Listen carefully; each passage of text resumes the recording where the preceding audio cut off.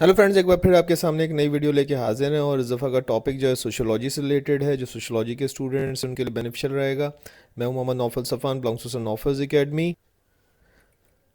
अगर आपको मेरा ये वीडियो पसंद आ रहा है तो प्लीज़ सब्सक्राइब और लाइक कर दीजिएगा। चलते हैं टॉपिक की तरफ। आज का टॉपिक जो है मैक्स वेबर है, जिसको मैक्समिलियन कार्ल एमल वेबर भी कहते हैं। तो हम मैक्स वेबर के नाम से जानते हैं। आज इसके बारे में मुकम्मल जानने की कोशिश करेंगे। Karl Marx sorry max weber 1864 से लेके 1920 तक जो है इस दुनिया के अंदर जिंदा रहा। One of the founding thinkers of sociology. Max weber German sociologist and political economist. तो ये इसका छोटा सा इंट्रोडक्शन है। हमें आज जो है फोकस करना है इसकी जो जितनी भी थ्योरीज हैं उनकी तरफ। Max weber is known for best known, बल्कि कहना चाहिए best known for social action theory in sociology, और इसको वेबरियन सोशल एक्शन भी कहते हैं। इसको भी देखेंगे आज। Max weber is also known for his bureaucratic theory, जिसे हम ब्यूरोक्रेटिक थ्योरी ऑफ मैनेजमेंट कहते हैं। तो ये भी हम देखेंगे। मैक्स वेबर की आयरन केज थ्योरी को भी हम देखेंगे, और इसके साथ साथ स्पिरिट ऑफ कैपिटलिज्म, जो इसकी एक किताब भी थी जिसको कि टेलकट पैरसन ने जो है वो ट्रांसलेट किया था, उसके हवाले से भी हम डिटेल में देखेंगे। आज आप मैक्स वेबर को मुकम्मल कंप्लीटली जान जाएंगे। तो देखते हैं। सबसे पहले सोशल एक्शन को देख लेते हैं। Social action also known as वेबरियन action. Social action refers to an act which takes into account the action and reaction of individual. According to Max Weber, an action is social if the acting individual takes account of the behavior of others and is thereby oriented in its course. आपको ये समझना है तो मैं आपको एक मिसाल दे देता हूँ इसकी, उससे आपको ये समझ में आ जाएगा सोशल एक्शन क्या होता है। एक बात याद रखिएगा कि तमाम सोशल थिंकर्स जो हैं वो जब सोशोलॉजी के अंदर वो कुछ थ्योरीज बना रहे होते हैं तो उनके मद्देनज़र एक ही बात होती है। वो ये देखना चाहते हैं कि माशरे के अंदर चेंज कैसे है, सोशल सोसाइटी के अंदर चेंज कैसे आई, सोसाइटी कैसे चेंज हुई। तो वो यहाँ पे वो कहता है कि सोसाइटी की चेंज का जो बाइस है, जो सोसाइटी के चेंज का जो कॉज है, वो सोशल एक्शन है। सब कुछ सोशल एक्शन की वजह से होता है, और सोशल एक्शन दरअसल इंडिविजुअल का सोसाइटी का एक रिफ्लेक्शन होता है। सोसाइटी मजबूर कर रही होती है कि इंडिविजुअल को कि वो एक एक्शन दे, और इंडिविजुअल जो है वो एक एक्शन बना रहा होता है सोसाइटी का। दोनों जो है वो वाइस वर्सा होते हैं। कहता है, इसका मिसाल आप यूँ ले लें कि अगर आप बारिश में खड़े हैं तो आप बारिश से बचेंगे ना, नॉर्मली यही होगा कि आप बारिश से बचेंगे। मगर आपके दोस्त हो सकता है कि आपको नहाने के लिए बुला लें, तो अगर आप उनकी कहने पे चले जाते हैं तो ये एक सोशल एक्शन है। और ये सोशल एक्शन की एक मिसाल है कि आपने दूसरों को मद्देनज़र रख के कुछ सोशल एक्शन किया। तो इसको वो जो है वो मैक्स वेबर जो है वो सोशल एक्शन कह रहा है। आगे चलते हैं। दूसरी चीज़ उसने आयरन केज की बताई, ये बहुत इंपॉर्टेंट है। कहता है तमाम सोशोलॉजिस्ट ऑब्जर्वर हैं और ऑब्जर्व कर रहे हैं कि सोसाइटी कैसे चेंज हो रही है। इमाइल दुरखेम हो या वेबर हो, सब ने ही अपने अपने दौर में रिसर्च किया है और देखा है कि मॉडर्नाइजेशन, रैशनलाइजेशन और इंडस्ट्रियलाइजेशन कैसे हो रही है। अब वो कहता है कि जब ऑर्गेनाइजेशन ग्रो करती है तो चेंज होती है, चाहे वो ऑर्गेनाइजेशन के अंदर लोग आपसी ताल्लुकात हों या फिर ऑर्गेनाइजेशन से बाहर दूसरी ऑर्गेनाइजेशन से, ये सब दूसरे लोगों से ताल्लुकात बदल रहे होते हैं।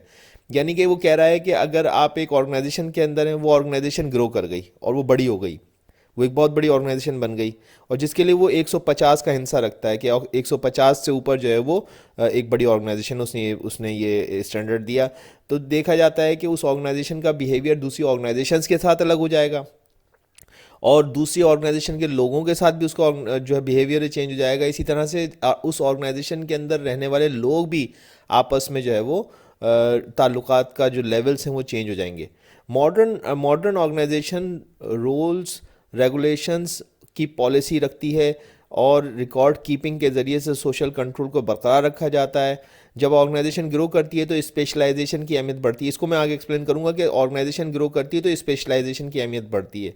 ऑर्गेनाइजेशन में मुख्तलिफ स्पेशलिस्ट आन धमकते हैं, उसमें और स्पेशलिस्ट आ जाते हैं। जब आप एक ऑर्गेनाइजेशन बड़ी होती है, एक फैक्ट्री बड़ी होती है, एक ऑर्गेनाइजेशन बड़ी होती है, तो उसमें और फिर उसके अंदर एक चीज़ आती है जिसको एफिशिएंसी का नाम दिया गया है।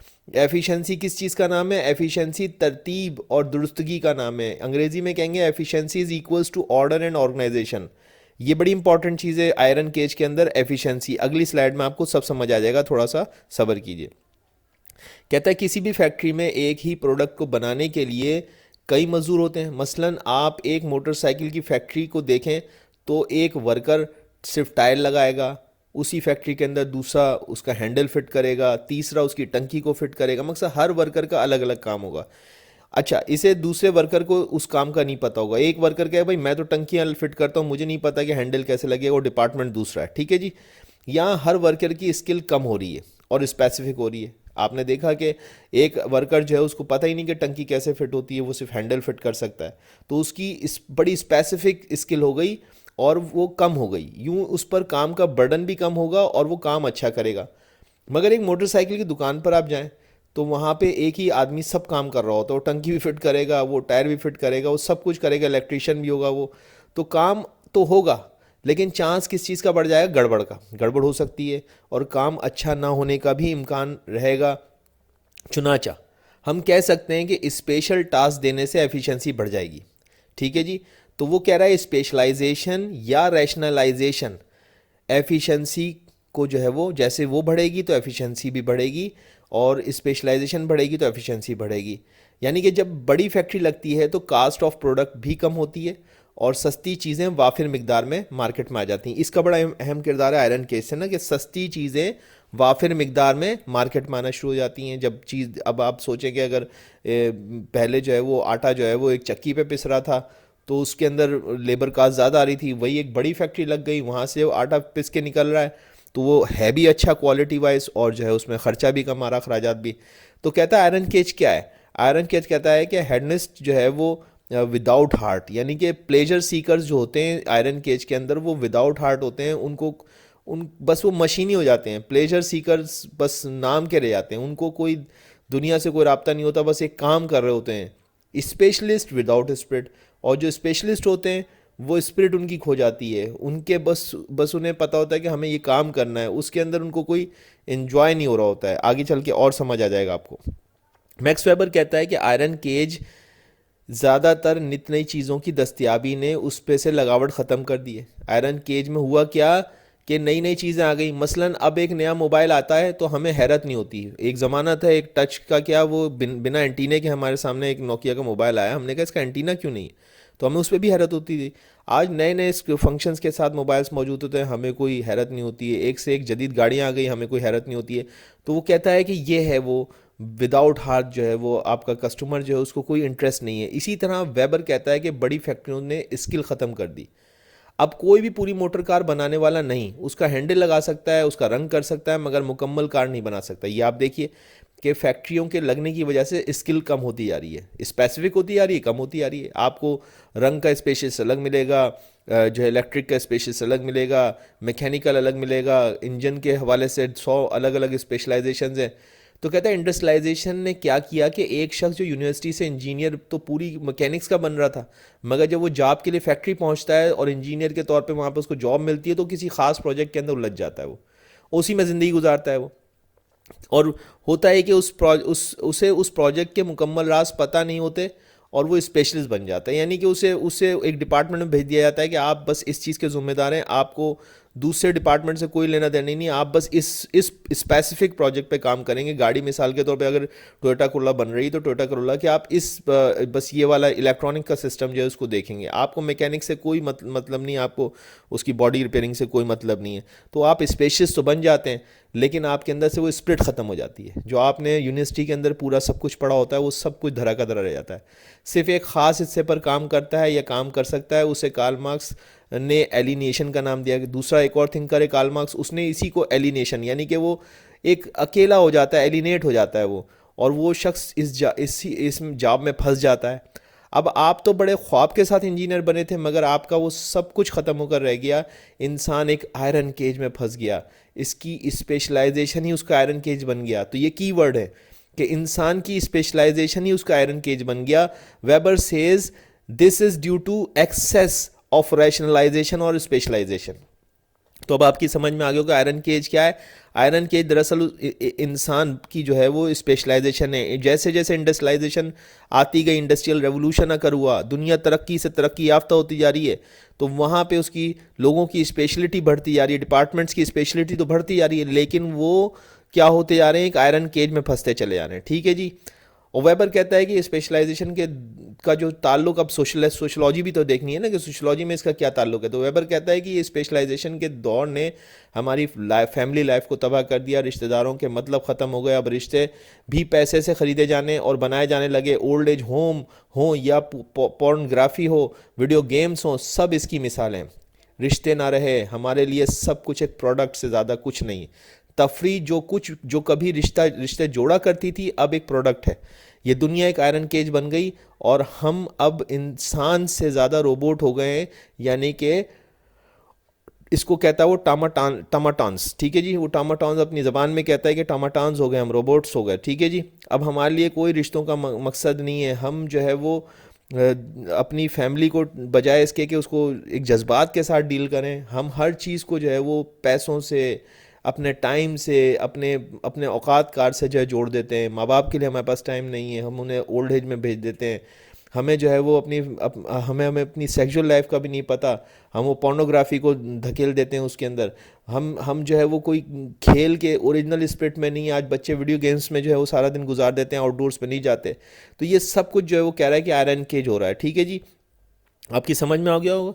کہتا ہے کہ میکس ویبر کی بیوروکریسی کیا ہے, آئرن کیج سے ریلیٹڈ ہے بیوروکریسی. سنیے گا, بیوروکریسی ماڈرن اور پوسٹ ماڈرن سوسائٹی کی سوشل آرگنائزیشن کی ایک قسم ہے جو کہ کچھ طے کیے گئے اصولوں سے چلتی ہے, جس میں ایک انتظامی ترتیب یعنی کہ ایک مینجمنٹل آرگنائزیشن ہوتی ہے, ریکارڈ کیپنگ ہوتی ہے, اور اختیارات کی تقسیم یعنی کہ جو اتھارٹیز ہیں وہ ڈیوائیڈڈ ہوتی ہیں. ہر اتھارٹی ہر جگہ پہ ایک الگ الگ ہوتی ہے, جس میں آپ کی ذاتی زندگی اور پرائیویٹ زندگی جدا ہوتی ہے, ٹھیک ہے جی. یعنی جب آپ کام پہ ہوتے ہیں تو کام کرتے ہیں, اور جب آپ فیملی کے ساتھ ہوتے ہیں تو پھر کام نہیں کرتے. اور بیوروکریسی بنانے کا مقصد انسانی رویے میں اس بات کو شامل کرنا تھا کہ ایفیشنسی کو بڑھاوا دے. وہی جو چیز آ رہی ہے ایفیشنسی, وہاں پہ آپ نے دیکھا تھا نا کہ آئرن کیج کے اندر ایفیشنسی مین جو ہے وہ مدعا تھا. تو ایفیشنسی کو بڑھاوا دے سکے اور ڈیسیجن میکنگ کو بہتر کر سکے. اب آپ بیوروکریٹک جو سسٹم بنایا گیا ہے, جو میں نے اوپر اس کے اصول بتایا کہ انتظامی ترتیب, ریکارڈ کیپنگ اور اختیارات کی تقسیم, تو اس کے ذریعے سے آپ نے کیا کیا ہے کہ ایفیشنسی کو بڑھایا اور ڈیسیجن میکنگ کو بڑھایا.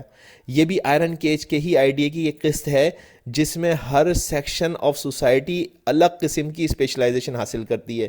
آپ کو پتہ ہے کہ ہر الگ الگ ڈپارٹمنٹس ہوتے ہیں. پولیس کا ڈپارٹمنٹ ہوتا ہے, ایس ڈی اے کا ڈپارٹمنٹ ہوتا ہے, ایریگیشن کا ڈپارٹمنٹ ہوتا ہے, بجلی کا جو ہے وہ سپلائی لائنز کے ڈپارٹمنٹس ہوتے ہیں, وابڈا کہلاتا ہے پاکستان میں. تو ہر کسی آپ دیکھیے ہر جگہ کے اپنے اپنے بیوروکریٹس, افسران اعلیٰ ہوتے ہیں, ان کی اپنی اپنی اسپیشلائزیشن ہوتی ہے. تو سیکشن آف سوسائٹیز بنتے چلے جاتے ہیں, اور ایک اسپیشلٹی دوسری اسپیشلٹی کو نہیں جانتی. ایک ہی ڈپارٹمنٹ کے اندر کئی اسپیشلٹیز ہو جاتی ہیں, اور ایک ڈپارٹمنٹ کی اسپیشلٹی دوسری ڈپارٹمنٹ کی اسپیشلٹی کو نہیں سمجھتی. مگر یہ سب مل کر ایک سسٹم کو چلا رہے ہوتے ہیں. ایک ریاست بھی چل رہی ہوتی ہے, کوئی ایک پورا سسٹم بھی چل رہا ہوتا ہے. تو سسٹم تو بڑا اچھا چلتا ہے, مگر یہی معاشرے کے رویے کو مشینی طرز پر لے جاتا ہے, اور اسی کو اس نے کہا کہ یہ بیوروکریسی کا آئرن کیج ہے, ٹھیک ہے جی. تو آپ کو سمجھ میں آ گیا. ویبر نے کہا کہ اب سنیے آخری چیز ہے اسپرٹ آف کیپٹلزم.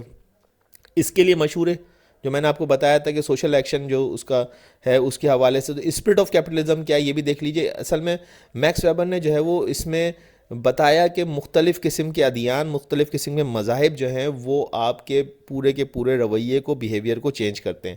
ویبر نے کہا کہ پروٹیسٹنٹ کرسچن جو ایتھکس ہیں, ان کی آبزرویشن کے مطابق اکثریتی پروٹیسٹنٹ کیپٹلسٹ ہیں. یعنی کہ پروٹیسٹنٹ فرقے پہ اس نے ریسرچ کیا, اس نے کہا کہ یہ اور کیپٹلسٹ ایک جیسے ہیں. انہوں نے کہا جو ریسرچ کی وہ آج بھی دنیا کی نمبر 1 ریسرچ مانی جاتی ہے. انہوں نے پروٹیسٹنٹ فرقے کی سوچ کو کمپیئر کیا کیپٹلسٹ سوچ کے نمایاں پوائنٹ سے, اور یہ ثابت کیا کہ دونوں ہی بے حد مماثلت رکھتے ہیں, یعنی کہ سملیرٹی رکھتے ہیں. اور ساتھ ہی انہوں نے نہ صرف پروٹیسٹنٹ سے ہی کمپیئر نہ کیا بلکہ ہندوازم, اسلامزم اور بدھزم سے بھی کمپیئر کیا, اور بتایا کہ ان مذاہب کے پرنسپل کیپٹلزم کو سپورٹ نہیں کرتے. ہاں ایک اور مذہب جو جیوزم ہے اس کے پرنسپل کسی حد تک کیپٹلزم کو سپورٹ کرتے ہیں, لیکن اس نے کہا کہ جیوزم کیپٹلزم نہیں ہے. اس نے کہا پروٹیسٹنٹ کا جو فرقہ ہے, یہ کرسچینٹی کا جو یہ فرقہ ہے, یہ کیپٹلزم ہے. یہ ویبر کہہ رہا ہے یہ ہمارا کوئی اپنا ذاتی وہ نہیں ہے, ٹھیک ہے جی. تو کہتا ہے Weber is best known for his thesis combining economic sociology and the sociology of religion. یہ اس نے کمبائن کیا کس کے اندر, اسپرٹ آف کیپٹلزم کے اندر. کس کو کمبائن کیا, اکنامک سوشولوجی کو سوشولوجی آف ریلیجن کے ساتھ, ٹھیک ہے جی. Protestant ethics are also known as Calvinism because Protestantism was arranged by John Calvin. ٹھیک ہے جی. پروٹیسٹنٹ فرقے کو کیلونزم بھی کہا جاتا ہے. اب دیکھیے گا کہ کیسے یہ سملر ہے کیپٹلزم کے ساتھ. میں نے اس کو تھوڑا سا پریزنٹیشن کو بنانے کی کوشش کری ہے. تو دیکھیے پہلا چیز آ گئی کہ God made this world for its own glory not for priest. دیکھیے کیلون نے جو پروٹیسٹنٹ کا جو فرقہ اس کے جو مین پرنسپل دیے تھے وہ اس لیے دیے تھے کہ اس زمانے کے اندر پریسٹ جو ہے وہ اپنی منمانی پہ آ گئے تھے, اور پریسٹ کی جو منمانی تھی ڈومیننسی اس کو ختم کرنے کے لیے اس نے پروٹیسٹنٹ فرقہ جو ہے وہ اس کے کچھ ترتیب دیے تھے اصول کرسچینٹی کے اندر. اس نے لوگوں کو بتایا کہ God made this world for its own glory, نہ کہ جو ہے وہ پریسٹ کے. اللہ نے جو یہ دنیا بنائی ہے یہ اس نے اپنی شان و شوکت کو قائم رکھنے کے لیے بنائی ہے, نہ کہ پریسٹ کی شان و شوکت کو قائم رکھنے کے لیے, پادری جسے کہتے ہیں. ٹھیک ہے جی. کہتا ہے منی اور اچھا دوسری طرف اب کیپٹلزم کا جو کمپیئر کریں گے اس سے اسی کا پرنسپل, تو کہتا ہے منی اور capital making is the spirit of capitalism. اور اس کیا اب جانتے ہیں کہ کیپٹلزم کی دنیا کے اندر جو خدا ہے وہ کیا پیسہ ہے. ٹھیک ہے جی. اب اس کا جو کمپیریزن ہے دونوں کا جو یکسانیت ہے وہ یہ کہ اپنی شان کے آپ خود ذمہ دار ہو, کوئی اور ذمہ دار نہیں ہے. ٹھیک ہے جی. یہاں پہ جو ہے وہ اللہ تعالیٰ اپنی شان کو بنا رہا ہے اور اپنی گلوری کو دکھا رہا ہے. یہاں پہ جو کیپٹلسٹ ہے وہ منی میکنگ کے ذریعے سے اپنی شان کو دکھا رہا ہے. دوسرا پوائنٹ دیکھیے کہتا ہے predestination can not be change by priest, یعنی کہ ہر چیز کی ایک پری ڈیسٹینیشن ہے, طے ہوا ہے کہ ایسا ہوگا, اور یہ پریسٹ صاحب جو ہے نا دعائیں دے کے آپ کو وہ چینج نہیں کر سکتے. اپنی منزل آپ نے خود بنانی ہے, پری ڈیسٹینیشن جو ہے وہ طے ہوئی ہوئی ہے. کمپٹیشن اب یہاں دوسری طرف آپ دیکھیں گے کہ انڈیویجولزم کو اس سے کمپیئر کیا, یعنی کہ کیپٹلزم کے اندر اسی چیز کو کہا گیا ہے کمپٹیشن, لیسس فیری کہا گیا ہے یا انڈیویجولزم کہا گیا ہے, یعنی کہ جو ہے وہ آپ اپنی ایفرٹ خود کریں گے سر, آپ اپنی قسمت کو خود بنائیں گے. ٹھیک ہے جی. کوئی اور نہیں بنائے گا. تو یہی کہہ رہا ہے کہ کرو گے تو ملے گا, نہ کرو گے تو نہ ملے گا. یہ کوئی آپ دعاؤں سے نہیں, آپ گھر پہ بیٹھ جائیں گے تو نہیں ہوگا, کرو گے تو آپ کو ملے گا. یہ جو آپ کہتے ہو نا کہ پریس کر دے گا یا دعائیں کر دیں گے, ایسا نہیں ہوگا, آپ کرو گے تو یہ سملیرٹی یہاں پہ آ گئی. ٹھیک ہے جی. اگلا پوائنٹ دیکھ لیتے ہیں. کہتا ہے کہ asceticism means result is in own hands by investment not by priest. وہ کہتا ہے کہ ہر چیز کا نتیجہ آپ کے اپنے ہاتھوں میں, جو کرو جیسا انویسٹ کرو گے ویسا تمہیں ملے گا. یہ نہیں کہ آپ غلط کام کر کے پریسٹ سے دعائیں کرا لو گے تو آپ کے جو ہے وہ بھاگ سدھر جائیں گے, ایسا نہیں ہو سکتا. تو یہاں پہ بھی کہتا ہے کہ پروفٹ اور investment is the spirit of capitalism اور انکریز دا ویلتھ. تو آپ جتنا اچھا انویسٹمنٹ کرو گے اتنا اچھا آپ کا پروفٹ بنے گا. یہ اس کی جو ہے کیپٹلزم کی اسپرٹ ہے کہ اس میں جو ہے وہ انویسٹمنٹ آپ کرو گے اتنا ہی زیادہ جو ہے وہ آپ کو جو ملے گا, جتنی آپ انویسٹمنٹ کم کرو گے اتنا ہی آپ کو کم ملے گا. انویسٹمنٹ مقصد صرف ایک ہی طرح کی نہیں کہ آپ نے صرف پیسے ہی ڈالنا ہے, آپ کی انویسٹمنٹ بہت ساری طرح سے ہو سکتی ہے, اسکلس کی بھی ہو سکتی ہے, آپ کی جو ہے ہوشیاری کی بھی ہو سکتی ہے. تو کہتا ہے انویسٹمنٹ کرو گے وہی کام آئے گی. یہی پروٹیسٹنٹ کہتا ہے اور یہ کیپٹلسٹ کہتا ہے. تو آپ کی سمجھ میں آ گیا. کہتا ہے the idea of calling means nothing is holy or unholy, do what you want to do. ٹھیک ہے جی. آئیڈیا آف کالنگ کیا ہے؟ آئیڈیا آف کالنگ اس کے اندر جو ہے وہ ایک اور مین پرنسپل ہے پروٹیسٹنٹ فرقے کا, اور کہتا ہے کہ کوئی چیز ہولی نہیں ہوتی, کوئی چیز انہولی نہیں ہوتی ہے. آپ خود اپنے اس قصوروار ہو اپنے کیے دھرے کے.